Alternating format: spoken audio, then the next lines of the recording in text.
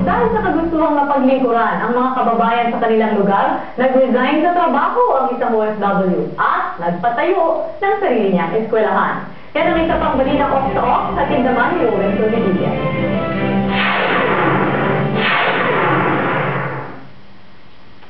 Likas na matulungin sa kapwa si Dr. Emmanuel San Juan, member ng College Board at manager ng Center for Enterprise and Professional Development ng Gulf College dito sa Oman.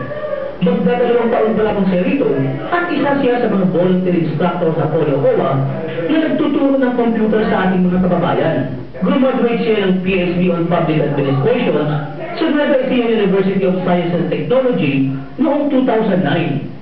Dati siya nagtatrabaho sa Kapitolyo ng Nueva Ecija. Naghahanap siguro ko ng pagkakataon na lalo ko pang malinaw yung kakayahan ko.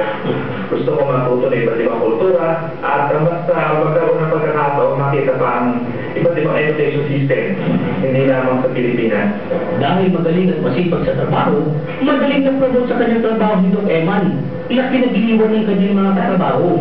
He presented a very good attitude and a very cooperative personality. He was very active, and the output of what he has done during a very short period, it was very distinguishable. We have spent a nice time with Dr. Emmanuel.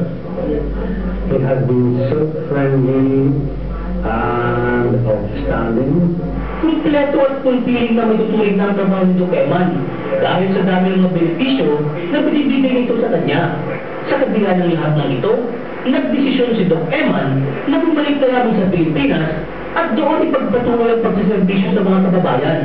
At ang ako ay nagdesisyon na huwag nang matino, bagamat meron mga pagkukumbinse, ipagpatuloy ko yung paglilingkod sa college nito. Marami din siyang na-inspire ng mga Pinoy dito.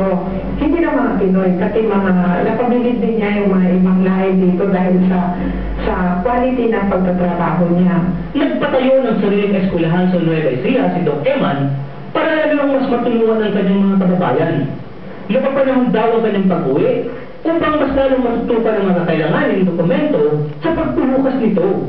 Nakapag-file na tayo ng letter of intent sa Department of Education para sa pagbubukas ng eskwelahan.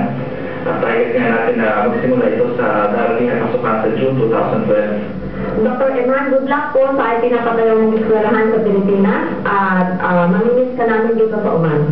Nagbabalita sa Middle East, Rowan Solidilla, Muscat, Oman.